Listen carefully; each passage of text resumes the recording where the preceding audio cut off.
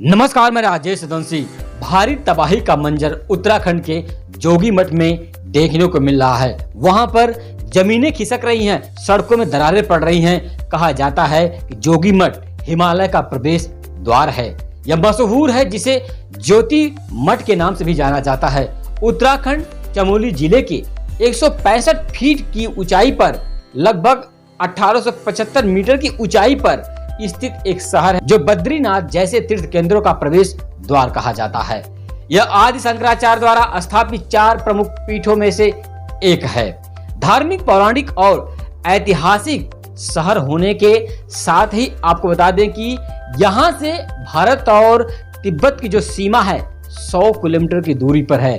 अगर जोगीमठ का यह भूस्खलन लैंडस्लाइड नहीं थमा तो यह तबाही तिब्बत में भी देखने को मिल सकती है। प्रकार से जोगीमठ में तबाही का मंजर आप देख रहे हैं कि लगभग 2200 घरों को हटा दिया गया है। लोगों को वहां से विस्थापित कर दिया गया है। घरों में से लोगों को विस्थापित कर दिया गया है। 70 घरों में से लोगों को पूरा हाई अलर्ट करके जो कि हटा दिया गया है। और जोगीमठ की यह तबाही बहुत ही आए दिन बढ़ती जा रही है। भूस्खलन में आप देखें कि हमारे पीछे आप देख सकते हैं कि कितनी बड़ी बड़ी दरारें पड़ी हुई हैं। सड़क हो, घर हो, जो भी हो, सब पे दरारें पड़ी हुई है। अब लैंडस्लाइड की जो बात अगर हम करते हैं तो लैंडस्लाइड क्यों होता है, यह क्या कारण होता है कि लैंडस्लाइड होता है, भूस्खलन होता है, और इसका बचाव क्या है, इसके कारण क्या है, किन कारणों से होता है, और लैंडस्लाइड की प्रक्रिया से हम कैसे जान सकते हैं कि इस क्षेत्र में लैंडस्लाइड होगा। आइए आपको हम इस विषय में बताते हैं।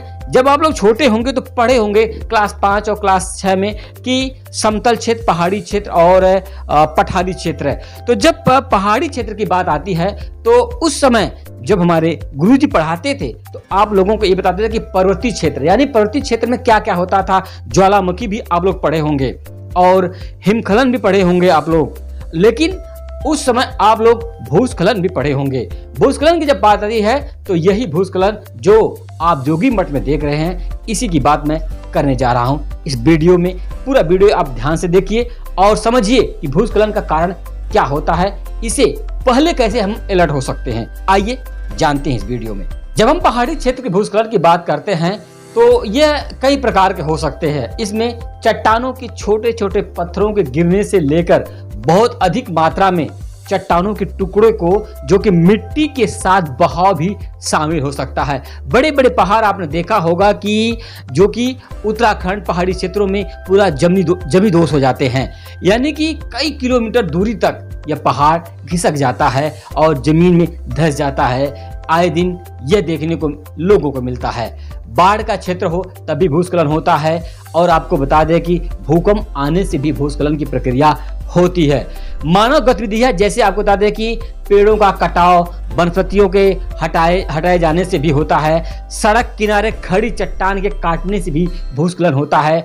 पानी के पाइप में अगर रिसाव आ रहा है पहाड़ी क्षेत्रों में, या तो वहां पर भी भूस्खलन की प्रक्रिया बन सकती है। ऐसे कारणों से भी भूस्खलन होता है।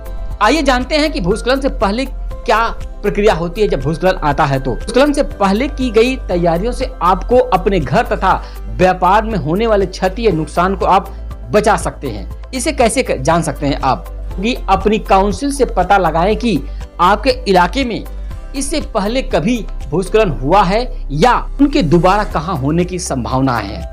धरती के हिलने की चिन्हों की जांच करें।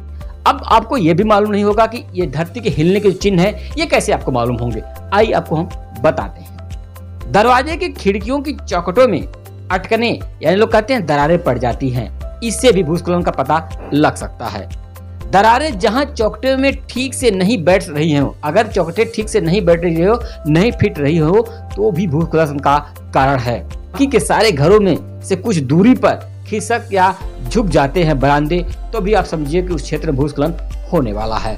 धरती, सड़क या फुटपाथ में नई दरारें या उभार आ गए होंगे। जैसे आप मेरे पीछे देखिए इस वीडियो में कि किस प्रकार से जोगीमठ में यह दिखाई दे रहा है भूस्खलन का यह मंजर। कई इलाके जो सामान्य रूप से गीले नहीं होते हैं, वहां पानी का अचानक से आ जाना भूस्खलन का कारण हो जाता है। रिसाव या पानी का काफी टाइम तक वहां रुक जाना भी भूस्खलन का कारण हो सकता है। यदि आपको लगता है कि भूस्खलन होने वाला है तो आप क्या करें? सबसे बड़ी बात यह है, इसको आप ध्यान से सुनिए और इसके साथ आप लापरवाही ना करें, क्योंकि उन बड़े पत्थरों के पीछे जब भूस्खलन होता है तो आप नहीं बच सकते हैं। आपके लिए सबसे बड़ी बात होती है कि यह जानना जरूरी है कि ऐसे में आपकी तुरंत प्रक्रिया क्या होनी चाहिए। निष्क्रमण करें, बाहर निकलें तथा अपने साथ अपनी गेटवे किट प्रस्थान के समय साथ ले जाएं। जब आपको यह हलचलें मालूम हो तो आप सीधा क्या करें कि अपने स्थानीय civil defence emergency management office से संपर्क करें। उन पड़ोसियों को भी सूचित करें जिन्हें इसके विषय में जानकारी नहीं है। ये नहीं कि आप निकल गए और पड़ोसियों को छोड़ दिए मौत के मुंह में, नहीं, उन्हें भी आप जरूर बताएं, अपने साथ ले जाने का काम करें। भूस्खलन के बाद आपको क्या करना है? जब आपको यह मालूम हो गया अब हमारे क्षेत्र में भूस्खलन होगा, तो आप जब निकल गए वहां से, सबको लेकर निकल गए, पड़ोसियों को भी लेकर निकल गए, आप सुरक्षित पहुंच गए, तो ये जल्दबाजी कतई ना करें कि भूस्खलन बंद होने के तुरंत एक घंटे बाद अपने घर में फिर से हम स्थापित हो जाएं, फिर से हम पहुंच जाए, रहने लगे, मौज से खाने लगे। ऐसा कतई ना करें। भूस्खलन जब हो रहा है या थम गया हो तो वहां की जो बचाव राहत कार्य है, जो भूवैज्ञानिक है, उनसे आप संपर्क करो। वो अगर कहते हैं कि आप अपने घर में अब पुनः जा सकते हैं तो जाएं, अन्यथा न जाने का कार्य करें। अपनी मनमानी ना करें, नहीं तो आपकी जिंदगी जोखिम में पड़ सकती है। कृपया अगर यह जानकारी आपको अच्छी लगी हो तो हमारे चैनल को लाइक, सब्सक्राइब, शेयर करना ना भूलें। जय हिंद, जय भारत।